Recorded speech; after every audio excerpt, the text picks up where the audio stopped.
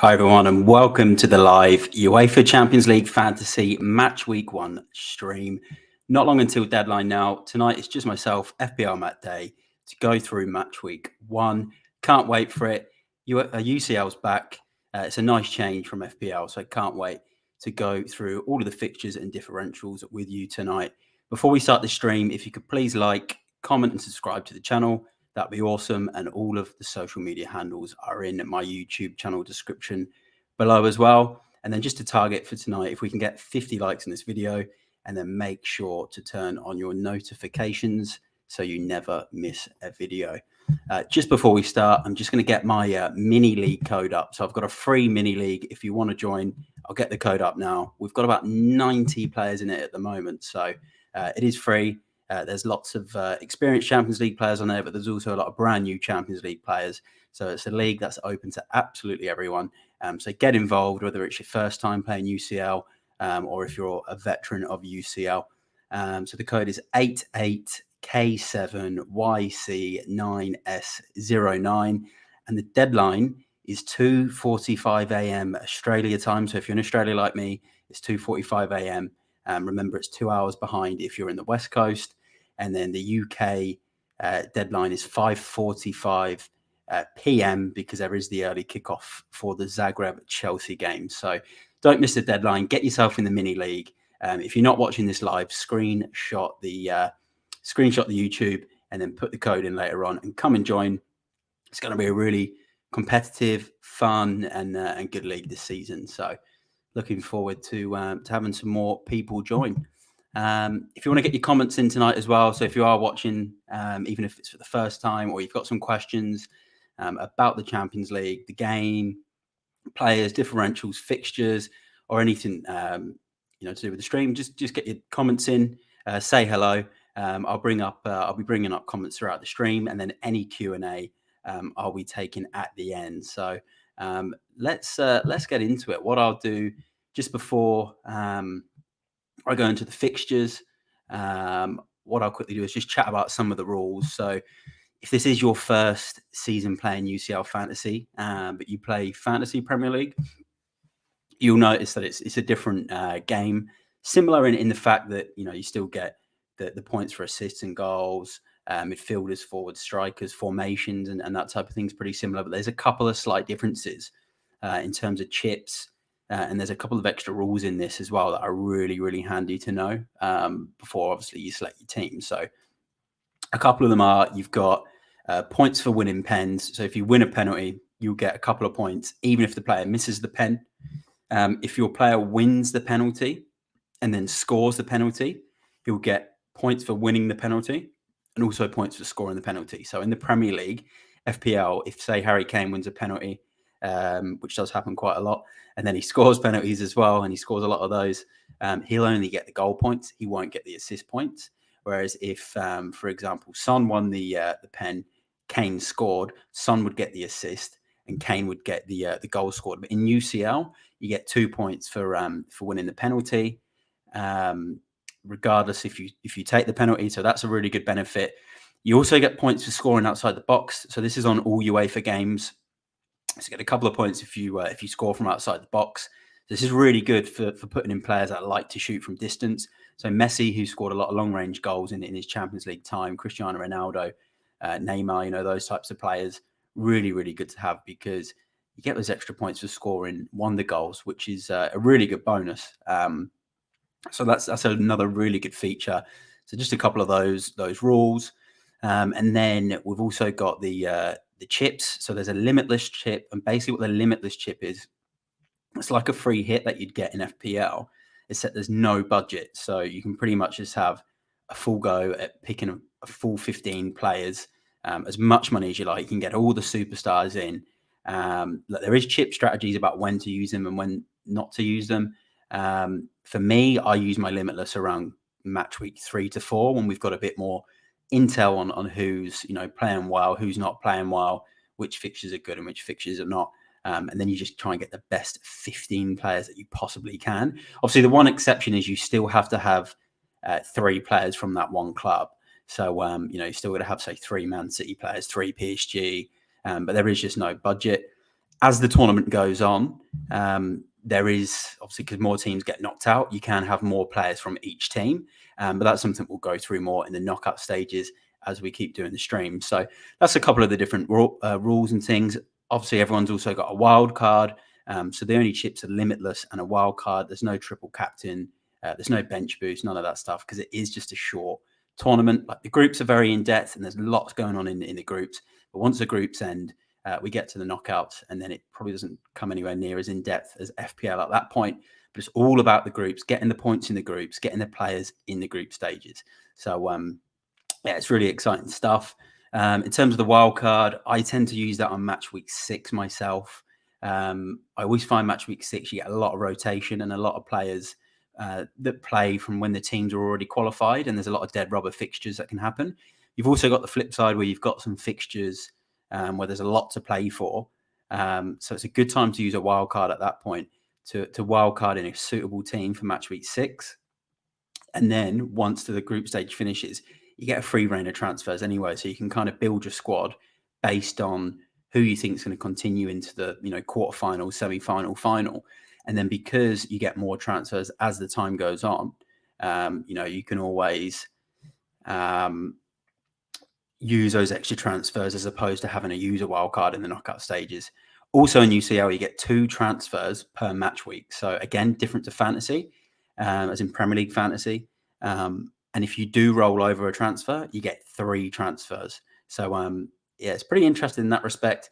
But that's all the rule changes. So or rules, shall I say? There's not been any changes to UCL fantasy rules this year. That's just a quick wrap up for the new players. If you've got any questions at any time, get them in the comments.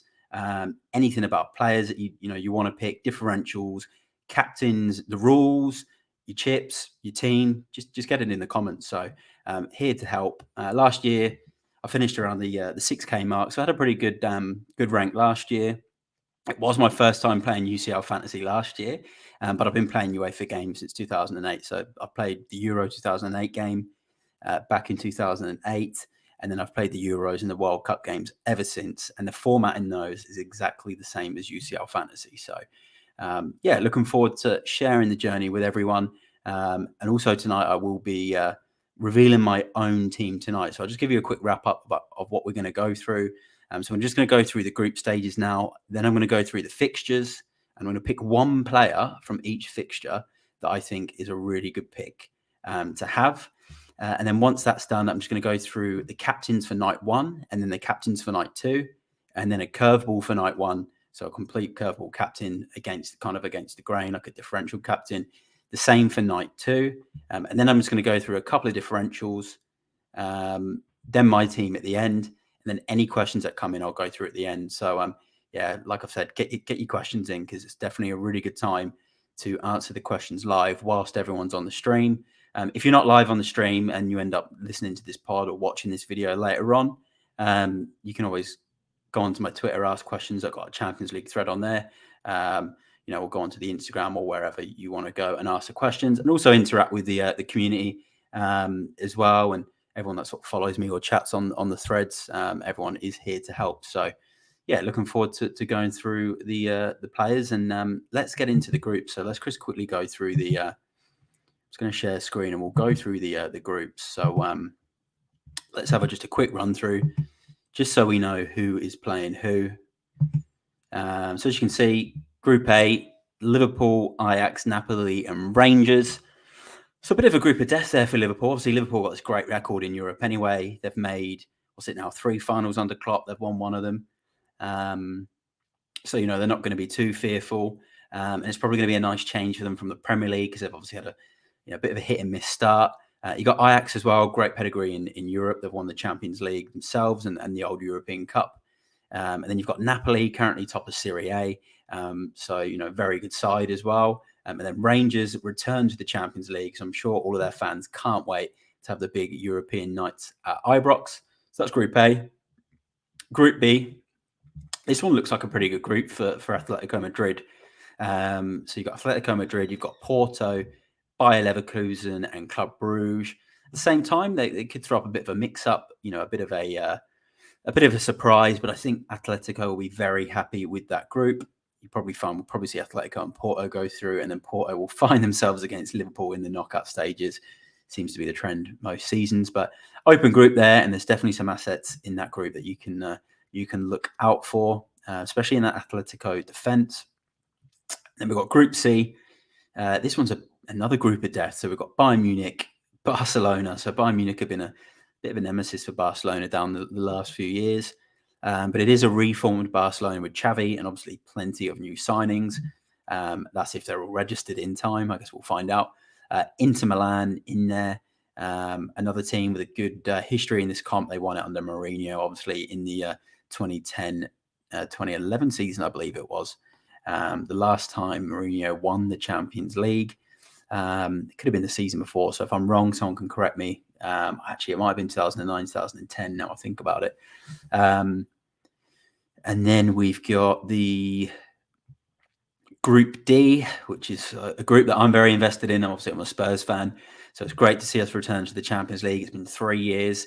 Last time we were in the Champions League, we did make the final, which we did lose to Liverpool. But it's nice to return. The group looks nice on paper, but it's never easy in Europe. Every game in Europe is tough, in my opinion. There's always the fact that you've got to travel to an unknown quantity, an unknown ground. Passionate fans and that type of thing. And some of these teams in Europe as well, say like a Frankfurt, more than likely have not really got a chance of winning the Bundesliga because Bayern Munich normally win it. So the European comps are really, really big for these clubs. So you've got Tottenham in there, some good assets from them. You've got Frankfurt from Germany, Sporting Lisbon from Portugal, and Marseille, who are currently unbeaten in Ligue 1. And they have a lot of ex-Premier League players in there. You've got Guendouzi, ex-Arsenal, Sanchez, ex-Arsenal, and that's Alexis Sanchez, Tavares, ex-Arsenal, and Dimitri Payet, ex-West Ham. So, yeah, it's going to be a really, really interesting group, that one. An interesting game between Spurs and Marseille. And then Group E, you've got Chelsea from England, obviously won the European Cup twice, won it under Tuchel the season before last. You've got Salzburg from Austria, Dynamo Zagreb from Croatia, and then return of AC Milan, although I do believe they've been in it in recent years, but it feels like a bit of a return because obviously they've won it the second most times this competition, and we all remember the great teams of with Nesta and Maldini and Shevchenko and Kaká, and then there would have been the previous teams with Costa Curta, still Maldini probably, Baresi, Rijkaard, and those types of players. So really good group, that one as well. Again, you'd probably expect Chelsea to go through along with AC Milan, but another good group. And then we've got Group F, Real Madrid, the winners last year. They've got a pretty nice group on paper. Red Bull Leipzig from Germany, they've got Werner back, which will be an interesting one because he's been scoring the goals for Leipzig, and he's not on the differentials tonight, but he's one I've been actually looking at and keeping my eye on, funnily enough, from Leipzig. But I do have a curveball captain from them later on in the stream. We've got Shakhtar Donetsk from Ukraine and Celtic. So massive group for Celtic. Obviously, I'm in Australia, so I know all about Ange Postecoglou and how good a coach he is. So I'm really excited to see how he pits his Celtic team up against these sides. So it's going to be a really good watch between Celtic and Real Madrid. And then the Group G, these groups just seem to go on.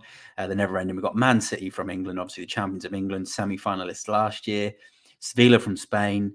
Not looking too good this season, Sevilla. They've actually not won in their first 4 games.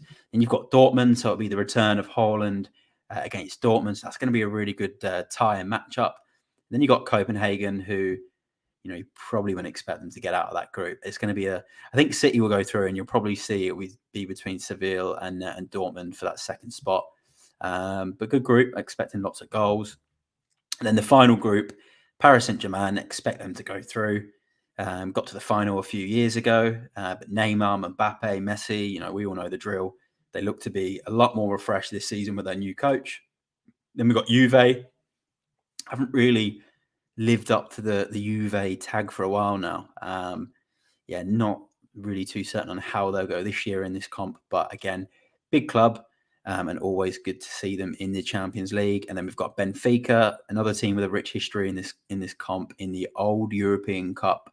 And then Maccabi Haifa, who are in there. A lot of people kind of expecting them to be the side that could end up being a bit of a whipping boy in that group. So I know we are targeting players that play against that play against Maccabi as opposed to players that play for Maccabi. So that's the groups. I'm going to go on to the fixtures. I'll just bring up this comment.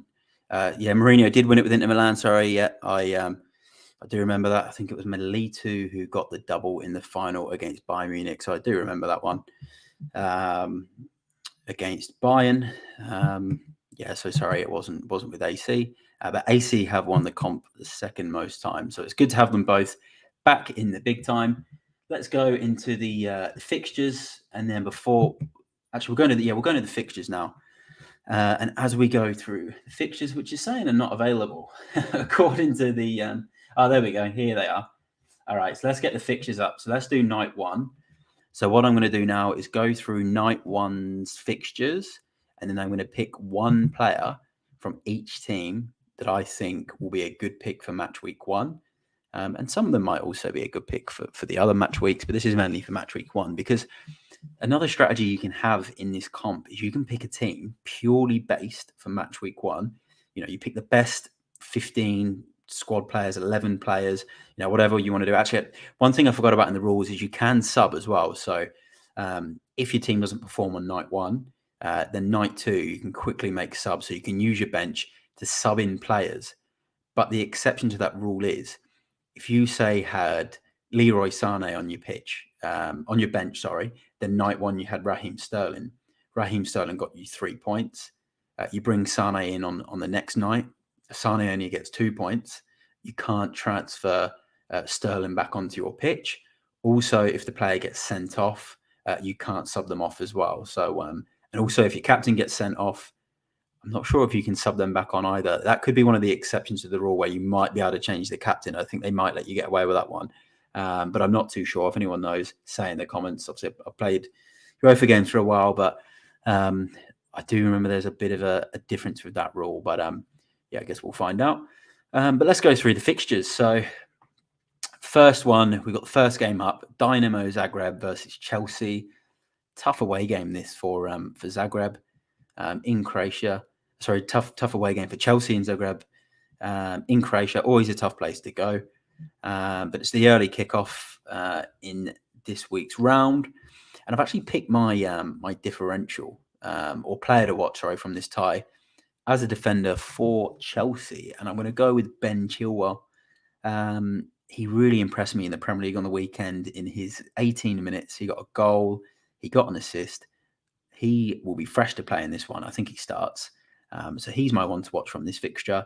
Also, you can make transfers all the way up until deadline. And deadline is kickoff time of the first match. So he's my pick. But even if he doesn't make the lineup, you can check the lineup just before kickoff and then quickly make the change out, you know, and swap him for a Cucurella as an example. But I think he plays, and I think he's a really good pick for this one. And then let's go on to the next fixture on night one. We've got Dortmund versus Copenhagen. I think a lot of us are backing Dortmund players in this one. They're at home, obviously in Germany. Good pedigree in this comp. They obviously made the final as well. Back at Wembley, they won it in the 90s as well. So they've got a good pedigree in this comp. Copenhagen, not so much. They have been in this Champions League before. I'm going to go with Marco Reus as my pick. Midfielder. He's pulling the strings at the moment for Dortmund in the Bundesliga. He's getting a lot of goals. He's getting assists. Seems to be back on his form. Look, he is an injury-prone player. We know that. And he is getting older now. But he's on set pieces. I think he's a really good pick at 7.5 million. So Reus is my pick from the Dortmund versus Copenhagen game. So let's go on to... Let's do Benfica. Actually, no, we'll go along. We'll go along with the fixtures on the screen. Actually, let's do that. It makes it easier. We'll go to Salzburg versus Milan. So this one's obviously in Austria. It's an away game for AC Milan. I do think AC Milan will come away with a win, and I'm going to pick Tomori, the centre back, as my pick on this one. So another one actually, I don't think I mentioned in the rules is ball recoveries. So you get ball recoveries in the UEFA Champions League and UEFA games. So for every 3 ball recoveries, you get 1 point. So someone like Tomori, constantly ball recovery, ball recovery, ball recovery, the same as a defensive midfielder. So it's good because you can have a 5 million or 5.5 million defensive midfielder. He probably wouldn't get you the points in FPL as an example. So a good example in this game is Jorginho, because he takes pens and he recovers a lot of balls. So you could still end up having a cheap enabler who recovers a lot of balls, a Jorginho or a Fabinho. Fabinho is really good for ball recoveries in this comp. So they're about 5.5 mil to 6 mil, and you get them in, and they could end up with 9 ball recoveries. So you've got 3 extra points, plus a clean sheet point, plus a couple of appearance points. So you can get 6 points from a defensive midfielder, as opposed to just a 2 point, 2 points from maybe more of an attacking player. So that's the benefit of ball recoveries. And Tomori makes a lot of ball recoveries for AC Milan. So he's my pick in that fixture. He's a defender in this game. So let's go on to Celtic versus Real Madrid. Huge game for Ange Postecoglou. Huge game for Celtic against the champions Real Madrid, the reigning champions. Celtic have won the European Cup though themselves back in the day. They were called the Lisbon Lions when they won that many years ago now. But they are in the Champions League this year. It's going to be a really exciting game. This Parkhead's going to be absolutely rocking. But I'm going to go Benzema as the pick. I think it was a pretty obvious one. His ownership's going to be through the roof. So it's got to be Benzema. I think similar to the kind of the EO strategy you get in FPL, you've got to kind of play that in UCL as well, especially in the group. So I think Benzema is a must-have in the team. So we'll go on to Leipzig versus Shakhtar. Again, this has the potential to be an open game. But I'm going to pick my player from Leipzig, and it's going to be the £9 million midfielder, 9 million as a midfielder in this game, Nkunku. So he takes set pieces, he takes pens. He did really well in UCL Fantasy last year. He got a lot of points. He got a lot of doubles, and he did really, really well in this game. So definitely look at Nkunku. He's my player from that fixture. So let's go on to Seville versus City. So Seville versus City. In Seville, I mentioned earlier, they've not yet won a game this season in the league. So you'd expect City to come here and get the win quite comfortably. Look, no game's easy in Europe and no game's easy away in Europe. But I'm going to pick that man, Erling Haaland. You know, he's a phenomenon in the Premier League. He's been a phenomenon in the Champions League at both of his prior clubs. So Haaland's my pick from that game. So let's go on to PSG versus Juve. So this is all still night one, by the way. So these are all the fixtures from night one. I'm going to go with Neymar, PSG versus Juve. He just looks back to the Neymar of the PSG side that made the final a few years ago when they did lose to Bayern Munich 1-0. But I think Neymar is the man at the moment. He's absolutely everywhere. He's getting goals. He's getting assists. And he's also nicely priced in UCL Fantasy. I think he's a big chance for 3 bonus. So you do get 3 bonus points in this UCL Fantasy. You don't get 2 bonus points or 1. So it's not like FPL. You just get the straight 3. And it normally is actually the genuine man of the match that gets the 3 points. So it's not like in FPL where, you know, someone might score a penalty. They get the 3 bonus points. But then man of the match was, you know, a right back who hasn't scored or assisted. But he ends up with no points other than, you know, maybe a clean sheet or just a general 2 points. This actually does go to the UEFA man of the match. So, you know, you could have, you know, like Mbappe scores a goal for PSG. They win 1-0. And, you know, he's obviously the match winner, but Neymar has a really good game.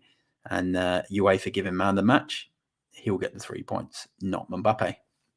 So it is interested in that perspective. Let's go to the last game on day one, Benfica versus Maccabi Haifa. So Maccabi Haifa, like I mentioned, they're the team that everyone thinks are going to be a bit of a whipping boy in this one. Benfica were really good in the groups last year. I think they won every game. And we owned a lot of their players. I remember like Otamendi was really good for them last year in this comp. Vertonghen was really good as well. I've gone Rafa Silva as the pick from this game. He's a forward. He's only 8.5 million as well. So I think he is a really good pick for this match. And it's probably the time to have him up front because it's the fixture. Everyone's expecting Benfica to win quite comfortably. So that's night one. all the fixtures from night 1, all my players from night 1. I'm going to move on to night 2 in a second. Just before I do, if you're new to the stream and you're watching, you can just give the video a like, get your comments in. We've only had a couple of comments so far, so it'll be nice if we can see some new faces on the stream. Ask any questions. We'll do a Q&A at the end of the video. So if you get your questions in now, we can go through them at the end. And then just give the channel a subscribe as well if you are new around here. But feel free to get your comments in if you agree with the comments, disagree. If I've missed a player, there's someone else you think's good, or any facts or stats, get them in the comments and I'll bring them up as we go along. So let's go to night 2. So as we mentioned, night 1, you can have your squad, have your players, and then you've obviously got your goalkeeper and your subs. And if your players from night 1 don't do well, you can then rotate them in on night 2. But once you make the change, you can't go back. And there is also some rules around if a player in your lineup sent off, you can't change it. I actually think if the player's sent off and he's your captain, you can't change it. But if he's just a normal outfield player, they might let you change it. But maybe that's one we're going to have to find out during the group stage. But yeah, you do get the opportunity to switch between the 2 nights with players, which can come in handy. But I've also seen cases where I've had a midfielder get 3 points as an example, or 4 points because of some ball recoveries. And then I've swapped him for another midfielder on the second night, thinking, oh, I'm going to get more than 4 points for this guy. And then the player that's come in has only ended up getting like 1 or 2 points because he's been booked and not recovered any balls and that type of stuff. So, yeah, just be very mindful. And also when you change captains as well, which I will go through some captains shortly. So second night, we've got Ajax versus Rangers. It's going to be a really good game, this. Rangers obviously going to give it their all. Ajax have been brilliant in the Champions League down the years. And last year they had Anthony, they had Tadic, they had Haller. So they had some phenomenal assets last year. This year I've gone with an Ajax player for this game as my one to watch. It's Steven Bergwijn, who they obviously signed from Spurs. He scored 6 goals in 5 games since he's returned. He slotted into that front 3 really, really well. So Steven Bergwijn, he's a midfielder in the game. I think he is a really, really good pick for this match. So that's Ajax versus Rangers. We'll go into Napoli-Liverpool. We'll keep it within the same group. This one, I've not actually gone an attacker from Napoli or a midfielder, and I've not gone an attacker or an attacking fullback from Liverpool either. I've actually gone in this one, which might surprise people. I've gone with Fabinho in this one. And it's probably going to surprise a lot of people. He's my pick from this fixture because I think this game, it could be quite a stubborn game. I'm feeling a low-scoring game, and I'm just feeling someone like Fabinho maybe knocking one in from a set piece or getting a lot of ball recoveries. I remember there was a Champions League game last season, which was at Anfield, and Fabinho got a ridiculous amount of ball recoveries. I think he got like 12 ball recoveries. He ended up with 4 extra points, scored a goal. And got a huge bunch of points. And I can see Fabinho being heavily utilised in this game and making a lot of ball recoveries. So I want to put Fabinho in there. Just something a bit different. Let's go to Frankfurt versus Sporting Lisbon. This one, so we've got Frankfurt, UEFA Cup or Europa League finalists last year against Sporting Lisbon, who have been pretty much an ever-present in this comp for a while now. I've gone with a Sporting Lisbon player, and those viewers who played UCL Fantasy last year will know exactly who I'm about to say. It's Gonçalves, the captain, plays in the front 3 on the left-hand side. I have heard a few Sporting fans say he does sometimes drop into the central midfield areas now as well. But he's on pens, he's on free kicks, he makes him tick. This is a good fixture for him. He's a midfielder at 7.5 million. Really good pick, in my opinion, for this game. So he's the pick for me from this game. Let's go to Atletico versus Porto.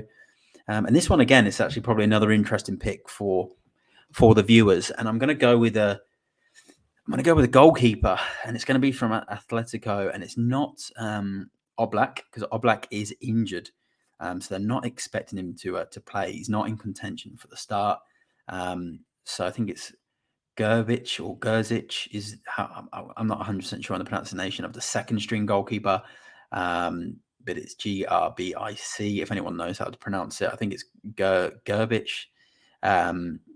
Get him in. He's 4 million, so you could have him as your rotation keeper for round 1. So I've gone him. I think he's going to be a good pick. With Oblak injured, Atletico normally keep these games quite low scoring, and I've got a feeling he could be a good pick for this game. So let's go to the Club Brugge versus Leverkusen game.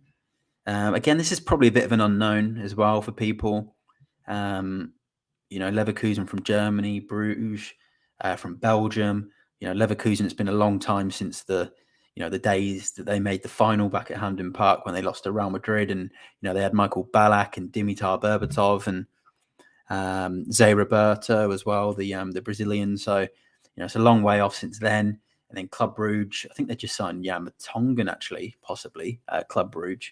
I noticed, or maybe re-signed Toby Alderweireld. I'm not quite sure, but they've got a few Premier League throwbacks in there. The player I've gone with is Minline.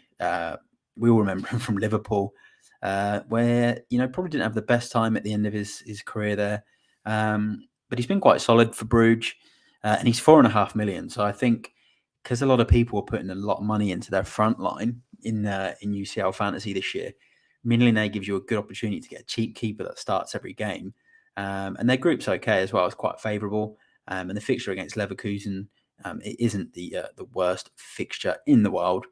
Let's go on to Barcelona versus Pilsen. So again, this is a game we all expect Barca to win. They're reformed under Xavi. They've made number of signings. We're not sure how many of them are actually registered to play, but Lewandowski's the pick here. Like, I can't go against anyone but him. He's already, I think, banged 5 goals in 4 for Barca already. He's getting on the end of everything. He's getting really good service from Rafinha, Ansu Fati as well, Dembele, Sergio Busquets. There's plenty of good players in this Barca team still. Lewandowski in this fixture is the pick to have. And then we'll go to Inter Bayern. I'm going to go, this is a tough one to pick. I don't know what Bayern we're going to see, because they didn't quite hit the heights we expected them to in the Champions League last year, obviously losing to Villarreal at the quarter-final stage. And then Inter, I really like, there's a couple of players from Inter I like Lautaro Martinez. I will go with Sane, because Sane was so good in the Champions League group stages last year.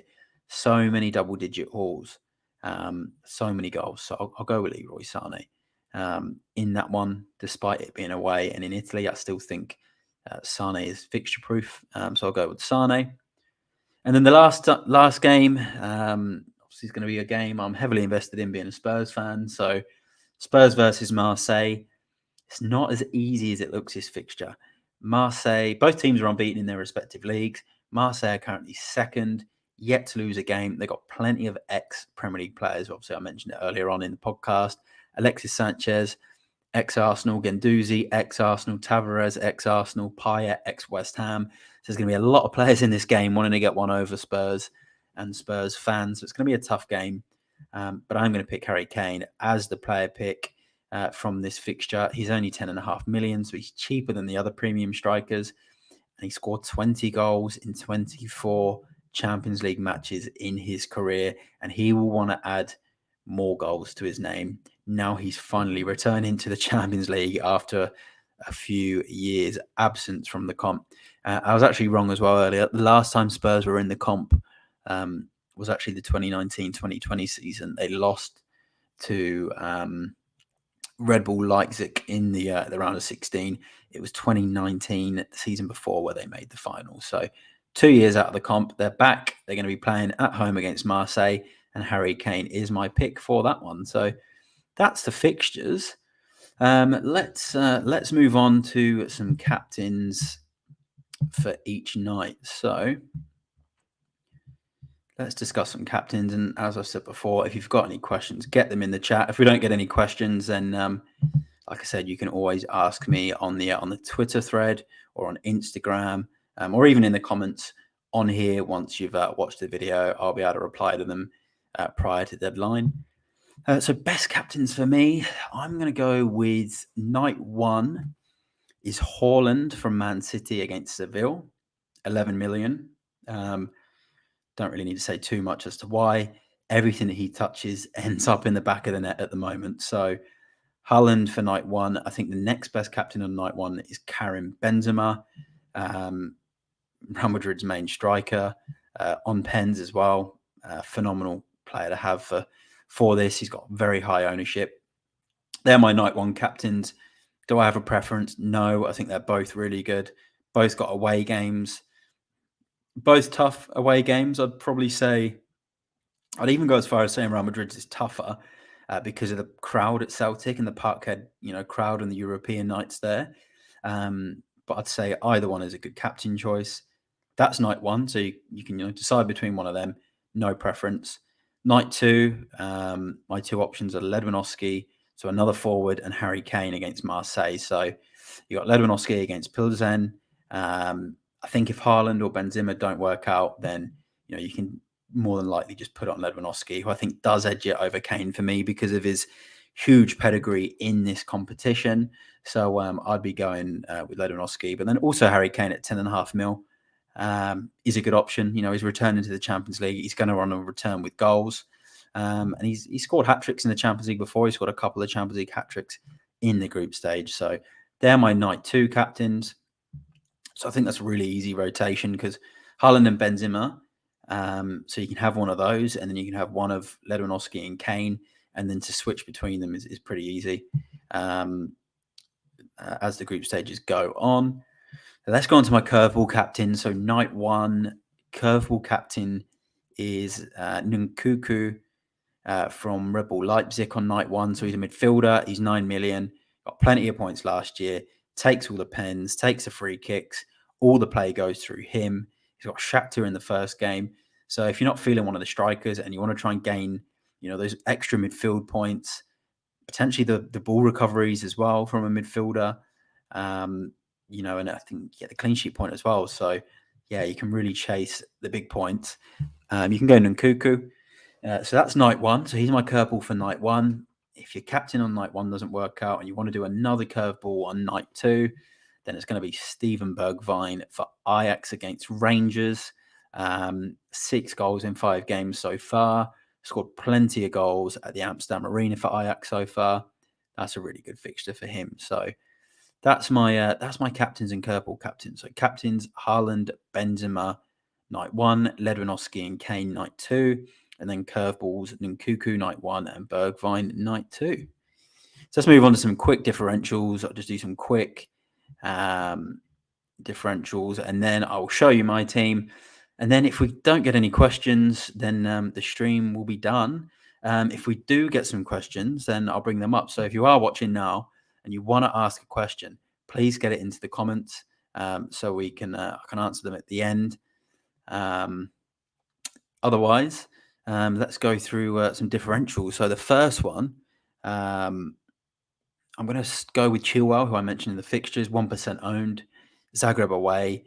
Probably expect Chelsea to come away with the points, come away with a clean sheet, and Chilwell is going to be very attacking on this one. So, like I mentioned, all the way up until deadline, you can make changes. If we can get the you'll know the team sheet before deadline. So if we get that team sheet, or when you see that team sheet, if he's on it, then you can obviously play him, and I think he'll get a lot of minutes in the Champions League. As Cucurella seems to be in favour in the league for Tuchel. So Chilwell 1% away to Dynamo Zagreb. And then the next 3, they're all midfielders. So I've gone with Gonçalves from Sporting, 2% owned away to Frankfurt, on all set pieces, all pens, knows where the net is from open play, got a lot of doubles. He's a player as well that when he does score, he gets it in doubles. He either gets 2 goals or he gets a goal and then 2 assists. And he just gets massive hauls. And he's really good for bonus points as well. So I would be looking at Gonçalves if you've got a spare space in midfield. He's 7.5 million. Chilwell was 5.5 million.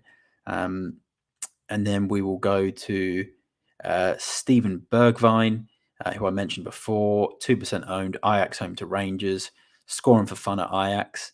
Really, really good, potentially a really good fixture for Ajax. Rangers Did get to the Europa League final last year, but they did just get absolutely hammered by Celtic on the weekend. So, this could be a nervy game for them. And then my last differential, I'm going to go with Dejan Kulusevski, 6% owned. So it's got a bit more ownership than some of these other midfielders. But he was rested on the weekend against Fulham for Tottenham, and he's going to be playing Marseille at home, which is a nice fixture.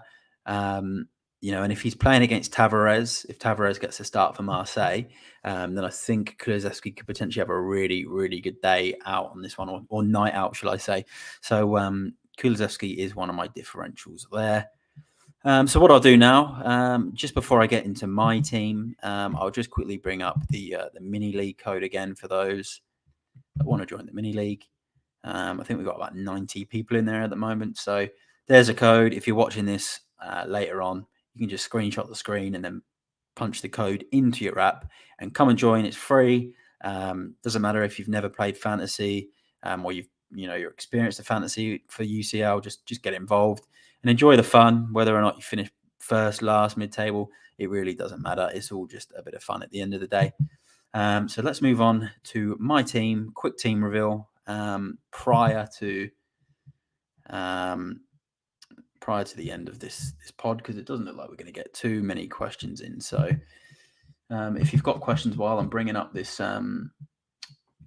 team, then get them in. Let me just bring up my team reveal. Okay. Here we go. This is my current team. I'd say it's 98.5% finalized. And the reason I say that is because I am potentially looking at moving on one of my defenders. And I'll tell you why as I share my team. So here we go. I'm about to share my team. If you've got any thoughts on this, then just put it in the comments. And let me know what you think on my team. So I've gone for a 3-4-3. I'm going pretty. I'm really attacking this match week. I'm really, really attacking it because I've gone with the three premiums up front. I'm going for goals. So we'll start from the attack. Let's go. Got Haaland and Benzema. Captain's armband. It was on Benzema earlier. It's now on Haaland. Undecided at the moment, but might just keep it on Haaland, because then if he doesn't do well, it means I can just put it to Lewandowski on day 2 as well. And I just get this feeling Lewandowski might come out of that game with a hat-trick, because he just loves this competition. So that's the front 3. Midfield 4, I've got Bergwijn, who I've mentioned on this pod about 15 times. He's in there. Royce, who I've mentioned on this pod, he's in there. Nkunku, who I've mentioned on this pod quite a few times, he's in there. And Gonçalves, who I've banged on about this whole time as well, he's in there. So those 4, you've got Bergwijn, who's scoring for fun for Ajax at the moment. You've got Royce. He seems to be reborn again at Dortmund. He's fit. He's on free kicks. Pens as well, I believe he may be. Really good option. Home game against Copenhagen. Nkunku, spoke about him plenty of times tonight. Shakhtar at home, really good UCL option, not FPL. Pedro Gonçalves from Lisbon, who I've spoke about plenty of times tonight. Again, great UCL fantasy option. So that's the midfield 4, and then I've got back 3. So this is a tough one, because I tend to prefer a back 4, because you do get some really big teams in UCL that play against maybe the weaker teams, and you can double up and kind of guarantee yourself a clean sheet a bit more in UCL. But because I've put so much money into my strikers, I've had to try and, find a way to put value elsewhere, or find cheaper and find enablers in other positions. And I just didn't want to give up on that midfield. I really liked Bergwijn. I really liked Royce, Nkunku, Gonçalves, because they're set piece and goal threats. I just didn't want to give up one of those midfielders. And I was like, I'm going to have to give up a defender, which means giving up potential clean sheets and ball recoveries. So, yeah, I'm a little bit nervous about it, but I've gone with the Reinildo. So it's a bit of a Pro Evo version of Ronaldo, that is. He's got Porto at home for Atletico Madrid. He's really highly selected at the moment. 4.5 million. I think he's going to be a shoe-in for a lot of people. So I've got him in there. Up on the other side there, I've got Nicolas Otamendi. He's got the home game against Maccabi Haifa. It's a really good start. I've got him in at the moment, and then I can easily switch him out with one of my 2 transfers for match week 2 because they've got a very difficult game in game week 2, and he's probably not someone I'm going to want for the duration. Really want him for this opening fixture, mainly due to budget restraints because of that front 3. Like I said, I've really attacked it. I've just gone for the goal scorers, the assist makers, the set piece takers. I'm really just attacking game week 1. Obviously, I'll be in a bit of trouble if all the games end 0-0. And then in the middle there, I've got Perisic from Spurs, rested on the weekend against Fulham. He's been brilliant up that left-hand side for Spurs. He's been taking set pieces. He's been flicking on set pieces. He's been getting shots on goal. He can use either foot. He can take free kicks. He's 6 million. And I always think you need at least one premium defender in this because there's so many good options. You've got Cancelo, you've got Robertson, you've got Trent, which is funny enough because last year I had Trent and Robertson and Cancelo in my my team, but I've just not gone with them with the Napoli away game for Liverpool. It may come back to bite me, but I'm sure when I wildcard or limitless, they'll be in there for a good fixture. So Perisic is in there. I'm just preferring him to Cancelo because it's the home game and he's been rested, and I think he's going to play. Might not play left back though. He could play on the right side because Emerson hasn't missed a game for Spurs this season. So they could put Perisic on the right, and then they could go with Sessegnon on the left potentially. So that's going to be an interesting one. But he's there at the moment. He's 6 million. He's my premium defender. What I will say is, so when I spoke about just before I revealed the team, the change I might make. So the change I might make is Perisic downgraded to Ben Davis. So Ben Davis was also rested on the week. He comes in at 5 million. He is really good for ball recovery. So he cleans up a lot of ball recoveries. Obviously plays in that left central of defence. So he might come in. I'll lose the attacking impact of Perisic because that's obviously the upside of having Perisic is the attack, the potential to score, the potential to assist. But Ben Davies will bring in those recoveries. And he's also a set piece threat. He's he's had his odd goal from set pieces from flicking on a header. So that could be the one I do. So then that gives me $1 million to spend, which then looking at this team, I'm probably going to put it into my bench. So probably say Silva could then get upgraded to a Koulibaly from Chelsea, or I could put 0.5 in, swap Silva for another 4.5 million defender, swap Alan Hutton for another 4.5 million defender, and then I've got 2 rotation options off the bench. Because if you look at my team right now, there's no one on the bench to bring on. Like I've got no one to sub in on night 2. So it's kind of all or nothing for me. It's like I've got to hope night 1 goes well, because night 2 I've got no one to sub on because I've put all my budget in strikers.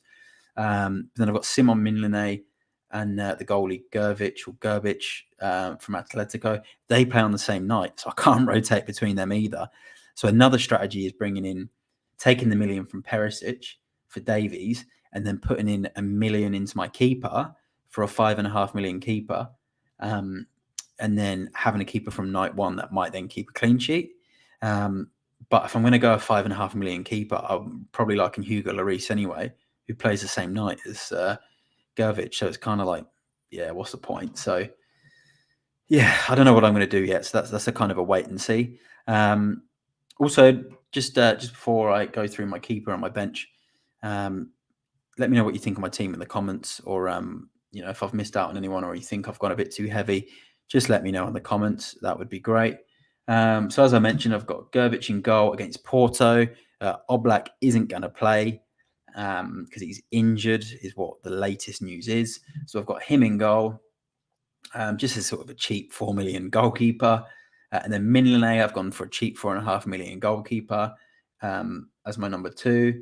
So I can bring him in game week 2 or match week 2 if Oblak does return for Atletico. And then I've got Silva from Benfica. Don't expect him to play. He was just a cheap defender.